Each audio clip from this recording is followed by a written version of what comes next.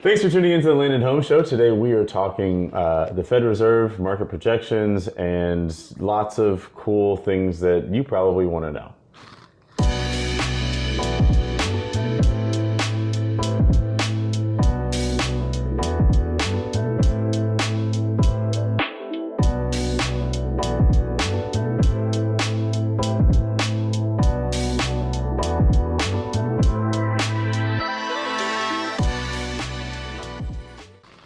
Hi, I'm Stephen Davey Davis, your land specialist and resident realtor here in Central Kentucky and beyond. That feels like a mouthful today. It's been long and we're going to try to make this short. I am joined by Mitch Florence of Guaranteed Rate Mortgage, and he's going to tell you all the things that I can't. No crystal balls, but hopefully some incisive conclusions for you about the Fed Reserve, interest rates, and things like that. So thank you for joining me, Mitch. Absolutely, Stephen. Thank you for having me. Here in my kitchen and drinking some coffee. He's making me feel bad for not drinking coffee too. But tell everybody what you do at Guaranteed Rate Mortgage, and then we'll get on to some questions. Yeah, no, I appreciate it. So Mitch Florence, I am the Vice President of Mortgage Lending here at Guaranteed Rate, located here in Central Kentucky. We concentrate on everything mortgage related, so primarily helping people build wealth through the acquisition of real estate. All right, Mitch. So we are here to talk about the Feds, not the ones that were FBI, but the Fed Reserve. Sure. And so, in a blip, tell us who the Fed Reserve is and what they do. Yeah. So we'll keep it short. So the Fed, for short, Federal Reserve, is truly the central banking system of the United States, right?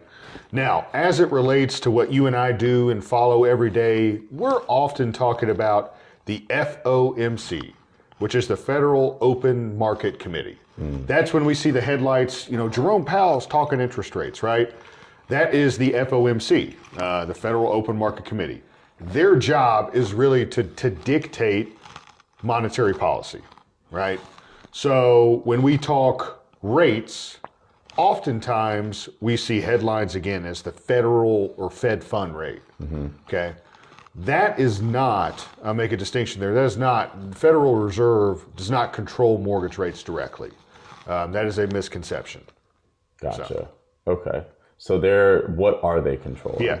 So along with monetary policy, one thing that they do control is the federal funds rate. So, and you'll hear that abbreviated, the Fed rate, Fed fund rate.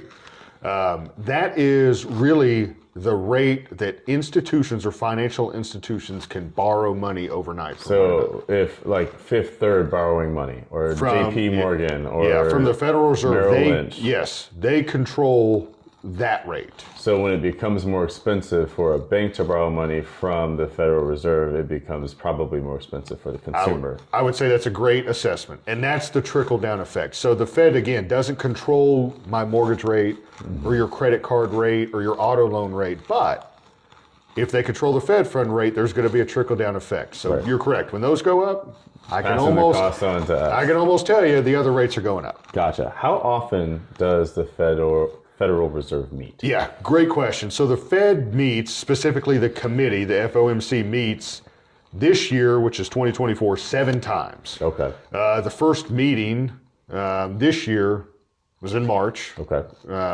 And then they'll meet 7 times or 6 more times thereafter. Oh, will be in March. Yeah, will be in March. Yeah. It's February. Happy Leap Day. Right? Happy Leap Day. Okay, so sometime next month / will be the next meeting. Okay. Yes. What happened during the last meeting, and when was that last meeting? Yeah. So the last meeting was the first meeting of 2024, January 30th and 31st. So what we're looking for, and when I say what really the mortgage and real estate world's intrigued about is gaining any insight into when the Fed is going to decrease the Fed fund rate, right? Yeah. That's what we're waiting for. So really, as high level recap, January, the Fed did not see any indication that they were going to be in a hurry to decrease the federal funds rate. Gotcha. Okay.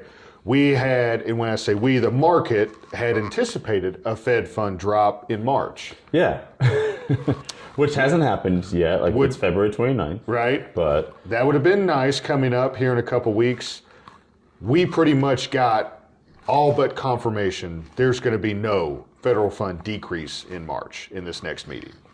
Gotcha. So that is a good segue into my fourth question, which is, all this rate talk of cutting, why hasn't it happened? Yeah. What are the things that cause these funding rates not to drop or to increase? Sure. But what are the main variables there? And that's the magical question, right?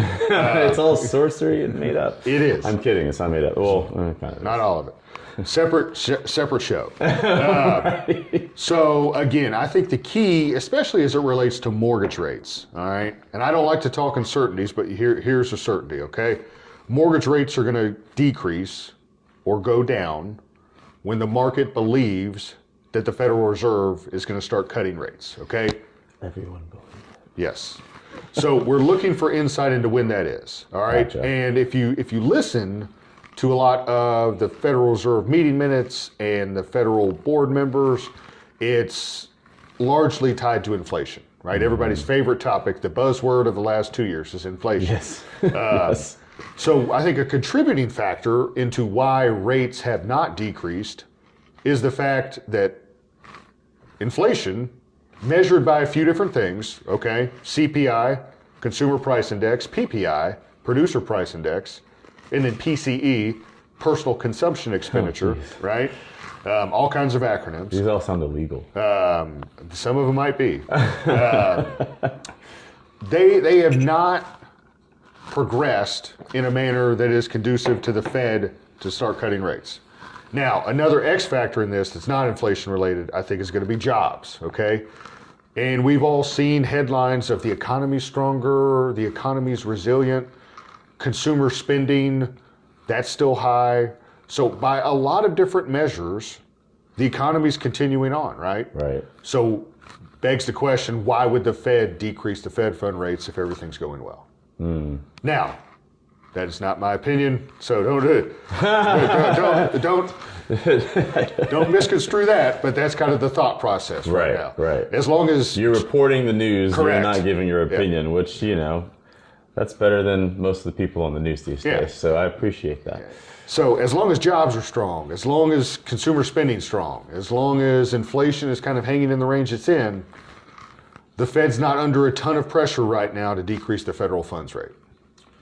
I need to read more because it makes sense what you're saying, right? But the whole aspect of them even having the ability to decide anything, right, is just it's a very abstract concept, I think, for a lot of people. They know, like, the Fed is a thing. They don't know what the Fed does, but then it's like, don't we live in a free market? I mean, it just begs all these questions around how capitalistic are we truly, and, is it truly free or whatever. But I digress. Different show.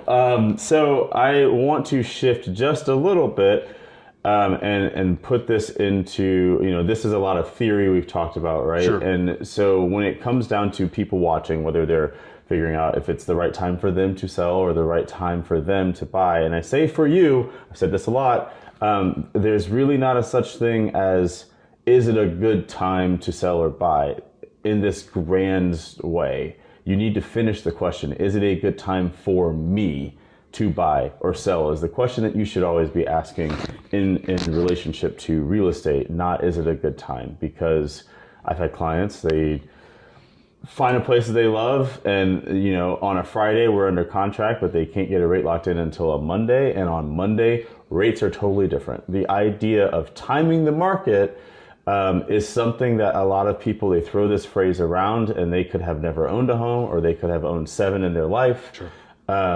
Talk to me and to everyone watching about timing the market. Yeah. Just the whole concept, your thoughts, your opinions, I love it. And I agree with you as an aside. I agree with you wholeheartedly about this is an individualistic decision. Yes. So talking in generalities, I think we got to be careful. Is it a good time for me to do something? I agree. Timing the market. And I'll take this stance on, frankly, whatever asset class that you want to argue, whether it's real estate, whether it's crypto, everybody's favorite, conversation right now on investments, whether it's equities or the stock market. we don't time markets. We do not time the market. Okay, there are professionals that get paid to do this every day that have the proverbial crystal ball, and they get it wrong, right? And I think an easy kind of way to think about this is, especially in this environment, there are so many variables at play right now, locally, nationally, globally, that any one of them could change like that, and it changes what this rate market is going to do for that day. Do you guys remember COVID? Right? Do you remember that? Yeah. Little country called Russia. I mean, all of those things are very much tied into the economy as a whole, and therefore the rate markets. So all that to say, there's way too many variables at play, and for that simplistic reason, there is no need to try to time the market. Yeah. You can get lucky, and the timing could work out. Absolutely. But to try to time it is like trying to shoot yourself in just one toe, and then you actually lose three. Sure. I mean, yeah. Insert GameStop right here. I wish I could go back. Oh my gosh, right? Yeah. Doesn't everybody? No one saw that coming. So again, we identify a situation that is the right time for you. Mm-hmm. Not just because a rate is 2, 3, 4, 5, whatever percent. Mm-hmm. I want to button that up with, this is why it's important to not just get your pre-approvals with like an online situation. We all know some of those companies, and you see the Super Bowl commercials, and it's not that they're inherently bad, but when you speak with a real life person, which people tend to not want to do increasingly, he can take you through a scenario and say, well, if the market increases in this way and you have to get a percentage point higher on your mortgage, this is what you can afford in this particular scenario. There are scenarios in which you can play your own personal game of chess in order to figure out just how flexible you are with what you're trying to buy and what you're trying to accomplish for your personal situation. When you just enter in some stuff and scan in your papers, and a human in a cubicle or wherever they are is saying, all right, here's your pre-approval, but you don't understand how that relates to what it is you want to buy, what's out there, and what happens if any of this information with the market changes, you're doing yourself a disservice. It's too serious of a decision for you to glibly like participate in the market by just checking the box. Ask more questions, do more homework. It is hundreds of thousands of dollars, sometimes millions, and I don't know why I have to remind people of that, but sometimes buyers lose sight of that. So take that tough love and do what you will with it. Last question here is just looking ahead. You don't have a crystal ball, sure, but if you take any sort of indicators that you have all this deep knowledge about and understanding how the Fed works, like what do you think are some most likely things to happen as we go forward? Absolutely. And again, no crystal ball. No. I do not talk uncertainties, and some of these, very specific predictions, rates are going to be 6.15% by X date. Guys, we have to understand that is total nonsense. Mm-hmm. But I will say this, talking in kind of generalities moving forward, I, in the industry, I think as a whole, do think that rates will eventually go down, okay? When and by how much, I think is yet to be determined. So to your point on working with a professional that understands the market, this is where a little bit more in-depth conversation comes in on the front end than just, hey, am I pre-qualified or am I pre-approved? But what's our plan? What's our strategic outlook for this particular home? Right. And we could talk refinance, but all that said, I do think rates are going to improve. I don't think that rates are going to improve in the immediate quarter, okay? I do think it's going to take a little bit of work for the Fed, and I would say you're probably looking towards middle to latter half of 2024, assuming, to your point, that some things go well, right? Right. Or that some of the economic data cooperates. That's probably a better way to put it. Long term, I will be honest in saying I do think we're in that conversation of a new normal.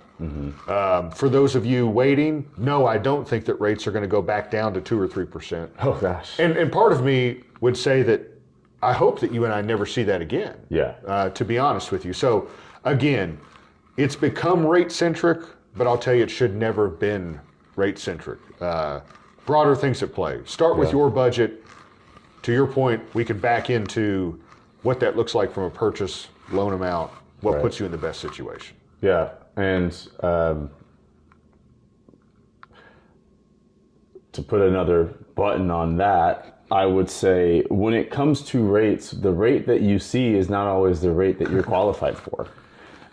It's a brutal thing to say, but it's reality. I mean, we don't deal in, oh, well, we'll give you a rate because we really like you. I mean, you might see that the average prime rate is 7% and then be like, well, why is mine 8.5? Well, that all factors included as your credit score, your debt to income ratio, your income at all. Like there's all these other things. So again, professionals you just can't get rid of a human. I mean, as much AI is becoming part of our life, most AI is still created by a human. I think that there is now AI that creates AI, which is slightly scary because doesn't that mean we're like just a little sliver away from singularity or something like that? And now I'm just being a nerd, but yeah, just understand that like this is all individualistic, as Mitch was saying, and it's not a situation where what you see on TV or a chart on Google, like that's what I got. Someone's got to evaluate you, and I know that feels icky to some people to be vetted or to be evaluated, but it's business. This isn't a handshake. It's business. It's borrowing money. It's buying a home. It's really serious stuff. So you should treat it as such. That's all we've got today. You can find Mitch's information in the description. Reach out to him if you're looking to buy a home. He's got a fantastic buyer consultation to talk about these scenarios. Like this isn't make-believe. Like he does this every single day and he's really, really, really, really good at it. So I hope to have him again. Maybe next time we'll be talking about all these wonderful, rate cuts that we've seen and people being happier with that. I'll be here. But coming up, we're going to be talking about just getting you mentally ready to buy. I had to put on something more formal because I knew that Mitch was he's definitely going to outdress me, but I at least needed to match the energy. I was going to wear a sweatshirt, but I just couldn't do that. So yeah, stay tuned. Put your questions and comments below. Reach out to me via email and like, subscribe, share, all that good stuff. Thank you for watching, and we will see you next time. Adios.